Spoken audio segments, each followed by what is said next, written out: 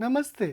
जैसा कि हम जानते हैं कि स्कूल आधारित मूल्यांकन वह मूल्यांकन है जो शिक्षण और सीखने के लिए मूल्यांकन के व्यापक शैक्षिक दर्शन के अंतर्गत है, जिसको हम रचनात्मक मूल्यांकन भी कहते हैं। और हम सभी जानते हैं कि नई शिक्षा नीति 2020 में रचनात्मक आकलन को बहुत दृढ़ता से वकालत की गई है। स्कूल आधारित मूल्यांकन शिक्षा प्रणाली में एक परिवर्तन है जो कि परीक्षा उन्मुख शिक्षण के जोर को कम करता है। जैसा कि हम जानते हैं कि इस कोर्स में एक मॉड्यूल है जो जटिल उपलब्धि का आकलन करने की विधि के बारे में बातें करता है।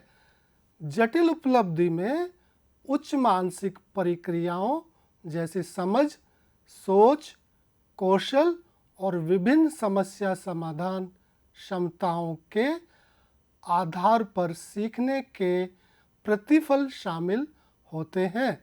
इन क्षेत्रों में प्रतिफलों की प्राप्ति का मूल्यांकन वस्तुनिष्ठ और व्यक्तिपरक दोनों तरीके से किया जा सकता है।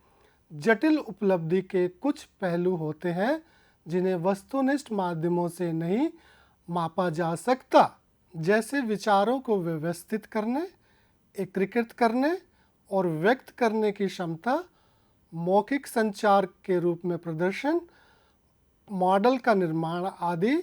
इसके अलावा वस्तुनिष्ठ प्रश्न किसी प्रदर्शन की प्रक्रिया और परिणाम दोनों का आकलन नहीं कर सकते। आइए हम प्रदर्शन आधारित मूल्यांकन के बारे में चर्चा करें। प्रदर्शन आधारित मूल्यांकन ऐसे कार्य का उपयोग करता है जिसमें छात्रों को प्रतिक्रिया या रचना बनाकर अपने ज्ञान, कौशल और रणनीतियों का प्रदर्शन करने की आवश्यकता होती है। प्रदर्शन आधारित मूल्यांकन छात्रों के उच्च स्तर के सोच कौशल जैसे सूचना के स्रोतों की विश्वसनीयता का मूल्यांकन, निष्कर्ष निकालने की जानकारी का संश्लेषण या किसी समस्या को हल करने के लिए तर्क का उपयोग करता है। प्रदर्शन आधारित मूल्यांकन शिक्षकों को उपयोग की जाने वाली प्रक्रिया या कार्य पद्धति की प्रभावशीलता और किसी कार्य के प्रदर्शन से उत्पन्न परिणाम दोनों का मूल्यांकन करने के लिए एक आधार प्रदान करता है। अगली विधि बहुत ही रोचक और व्यापक रूप से उपयोग की जाने वाली है, जो कि है पोर्टफोलियो।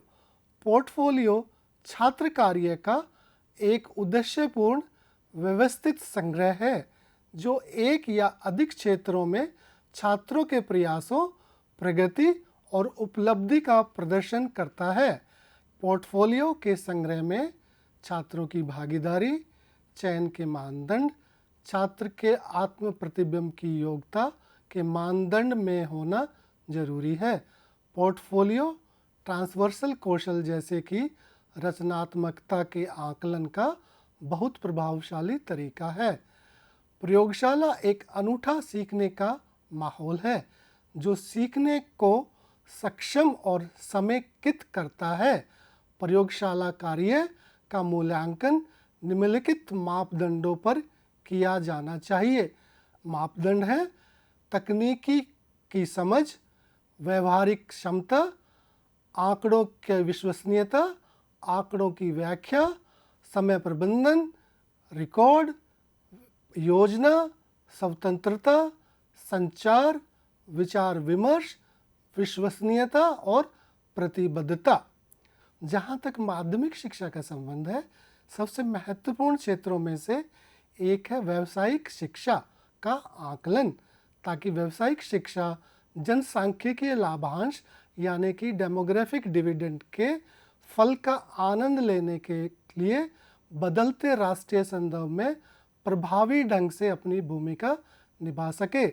राष्ट्रीय नीति ने व्यावसायिक शिक्षा के तत्व को फिर से परिभाषित किया है। इसे अधिक सुलभ, लचीला, समकालीन, प्रासंगिक, समावेशी और रचनात्मक बनाना है। पेशेवर और अकादमिक दोनों व्यावसायिक छात्रों के लिए कौशल क्षमता मूल्यांकन की कार्यान्वयन रणनीति पर गंभीरता से ध्यान देना चाहिए और चिंता करनी चाहिए। 3 सबसे अधिक इस्तेमाल की जाने वाली मूल्यांकन रणनीतियां हैं नैदानिक, परिदृश्य और नकली मूल्यांकन है। एक अन्य क्षेत्र जिसकी चर्चा कोर्स में की गई है वह है केस स्टडीज़। केस स्टडीज़ वास्तविक जीवन की स्थिति को दर्शाती है जो समस्या आधारित सीखने के लिए प्राय इस्तेमाल की जाने वाली विधि है। आमतौर पर केस स्टडी पद्धति का उपयोग करते हुए शिक्षकों का उद्देश्य छात्र की तर्क, समस्या समाधान और निर्णय लेने के कौशल को विकसित करना है। धन्यवाद।